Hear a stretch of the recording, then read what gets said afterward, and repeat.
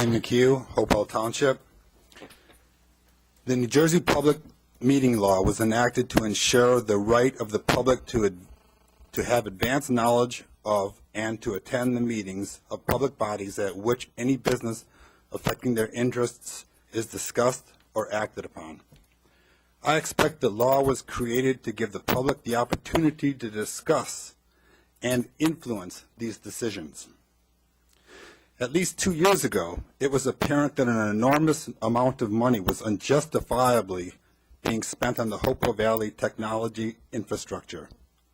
Sometimes, people like Richard Lang would mention that he had no technology knowledge, but apathy is nothing that quells my concerns. Before and during the development of technology solutions, one must consider the obstacles that are encountered, devise processes that overcome these obstacles, consider people, hardware, and software issues, and identify costs associated with each solution. Because I know of no documentation that describes obstacles encountered or discusses expected costs, I developed a solution that I believe could satisfy the needs of any Hopewell Valley student. If this solution were scaled for Hopewell Valley, there would be immense cost savings. A short time ago, the Hopewell Valley News published a letter to the editor I submitted, which gave 3 instances where I claimed Hopewell Valley Regional School District was ignoring the community. As it turned out, Bill Hills wasn't ignoring my technology suggestions. He just never realized the email address published on the school board website actually functioned. Nevertheless, when he provided a few reasons why my solutions might be too difficult to implement at Hopewell Valley, I promptly responded and explained why each of his fears was without merit. Tonight, we heard about the technology budget. I sat and listened to the incredible amount of money being requested.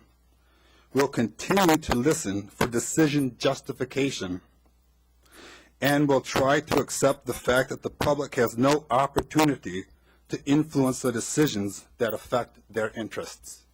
Thank you. Any other comments from the public? Okay, I'm going to close that portion. Is there anyone who needs to respond? I just want to clarify one thing about the email. I do realize that we had an email address. I was not informed that the email address was active at the time. Part of that is because of my unusual entry into the board at this time. And so I checked it as soon as I was made aware that it was active, and I got the email. I also enjoyed the exchange that we had concerning your solution, and as I responded, I said I thought that it was an intriguing approach. I also said that for any organization of this size, it really does, anything like that really does merit some real investigation and study and consideration, as is the case for all the kinds of inputs that have gone into the budget that was presented today, which I think from my days on the board 6 years ago represents a remarkable increase in the knowledge, the kind of thoughtfulness, the kind of preparation, the kind of information that went into making the decisions that they're making from where we have been in the past. Do we have a ways to go? Every organization has a ways to go. This is a $60 million company that really needs to continue to have the kind of thoughtfulness that was exhibited today in this budget go forward. So I applaud the fact that community members are looking at these issues. I know, I looked at your website and saw what you had to offer, and I'm a big fan of some of the software and some of the solutions that you have to offer. Whether they're applicable at this scale is a question I think that needs to be answered in the right forum, in the right way, at the right time. I'm available.